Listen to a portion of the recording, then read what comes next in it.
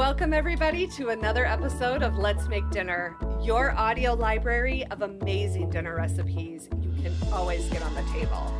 I'm your host, Susie Weinrich. Happy Thursday, everybody. I'm so glad you joined me to make a little bit of dinner or to get a new dinner idea. I love that too. I know I put out a poll the other week to see why you guys are tuning in and what you like about this show. And a lot of people said that they like this show to get new dinner ideas. And so I'm glad you're joining me, and I hope that you find this dinner recipe delicious.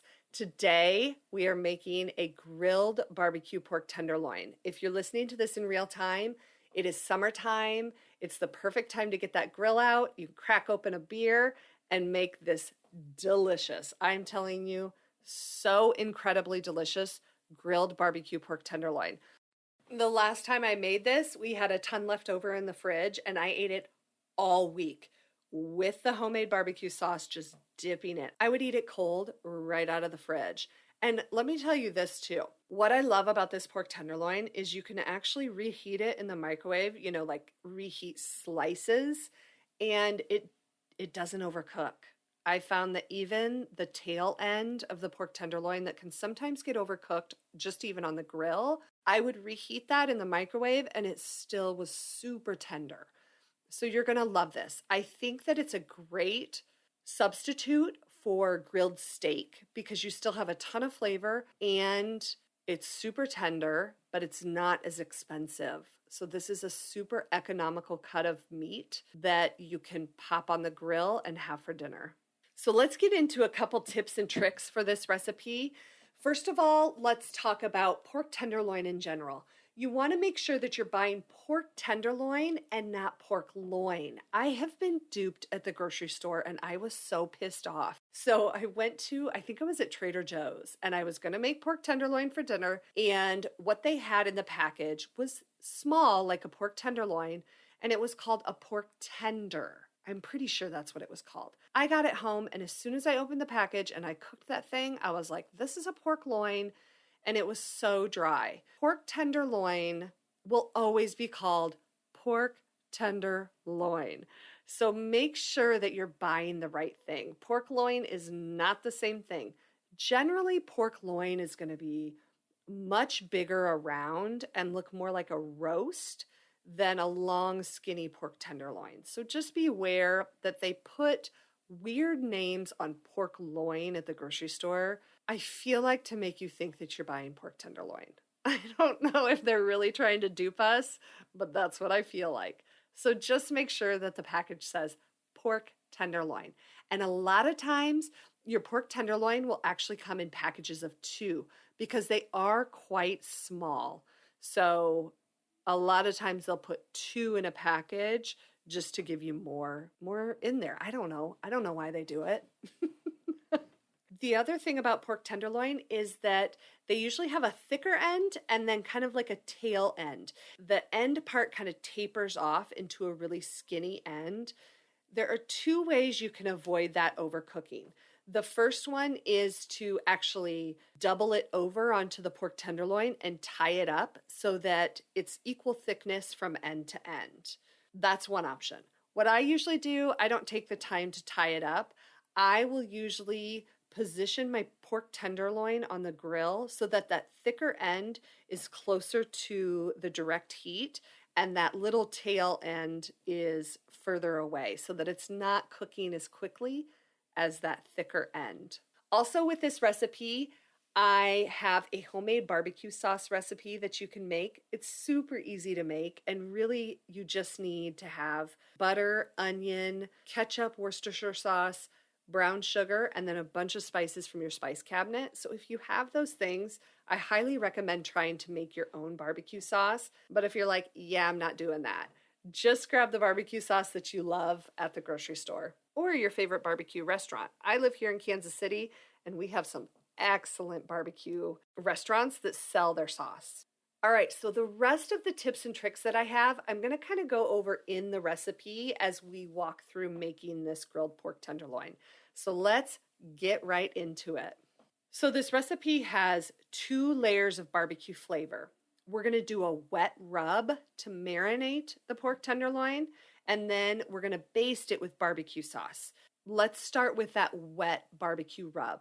So in a small bowl, you're going to mix together 2 tablespoons of extra virgin olive oil, 2 tablespoons of Worcestershire sauce, 2 teaspoons of coarse ground black pepper, 2 teaspoons of chili powder, 2 teaspoons of garlic powder, 1 teaspoon of onion powder, 2 teaspoons of kosher salt, 1 teaspoon of ground cumin, and half a teaspoon of smoked paprika.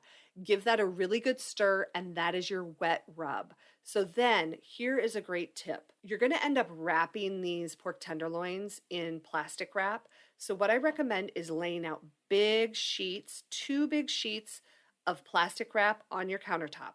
Now take your 2 pork tenderloins and place one on each one of those plastic wrap sheets. Now is the time that you can slather those pork tenderloins with that wet rub, and you're not making a mess anywhere. You're going to then wrap those pork tenderloins up right in that plastic wrap, and all of the mess is contained right in that plastic wrap. Now what you want to do is you can either pop those into a Ziploc bag, or you can pop them into just a rimmed baking pan and pop them in the fridge.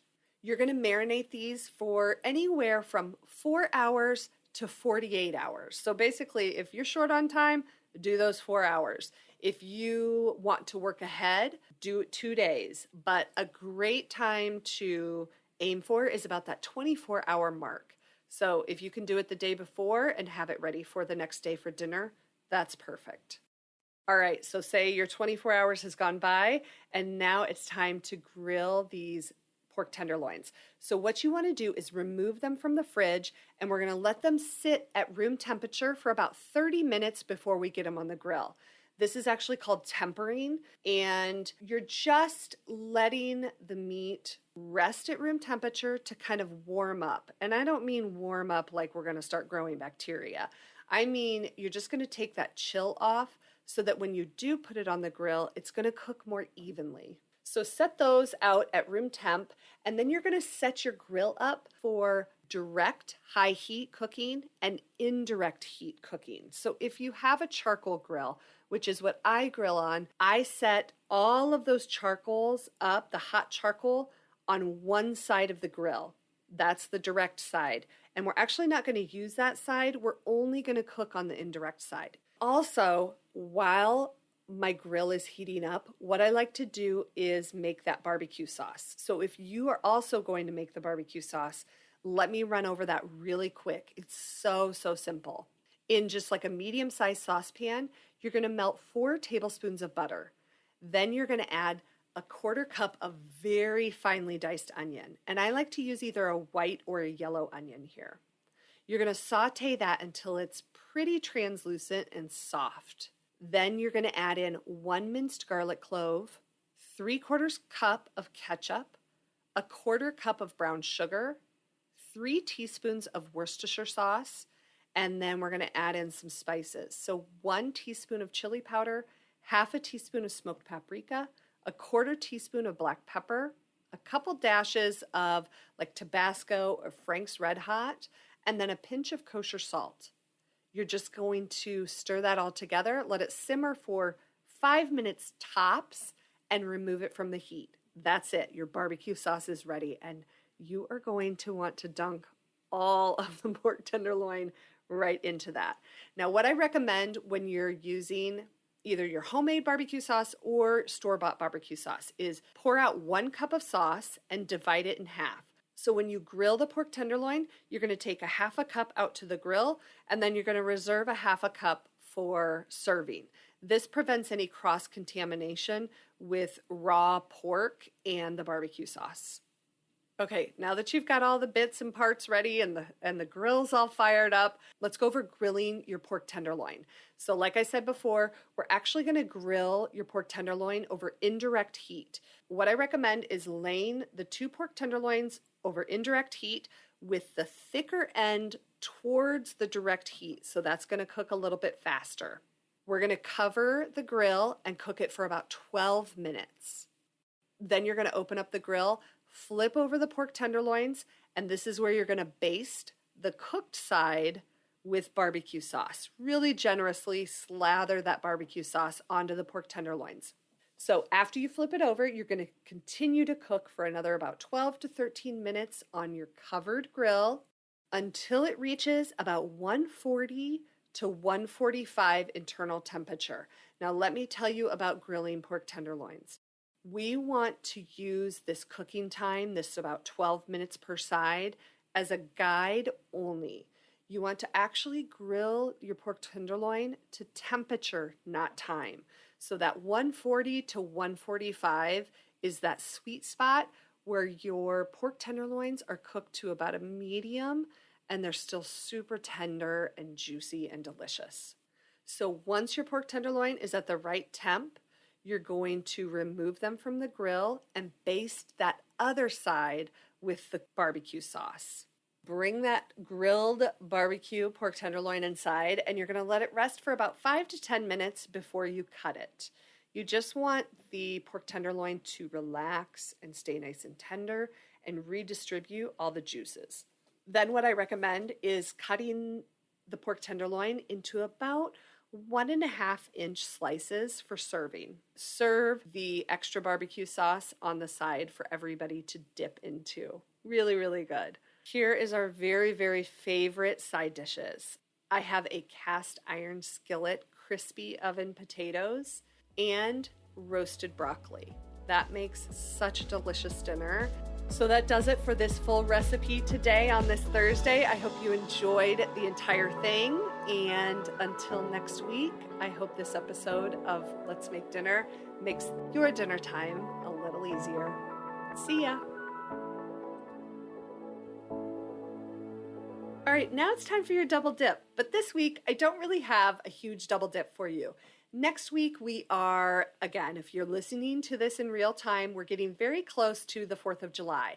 And so I'm going to take a little bit of time off and I'm going to republish my 4th of July menu podcast episode that I did last year.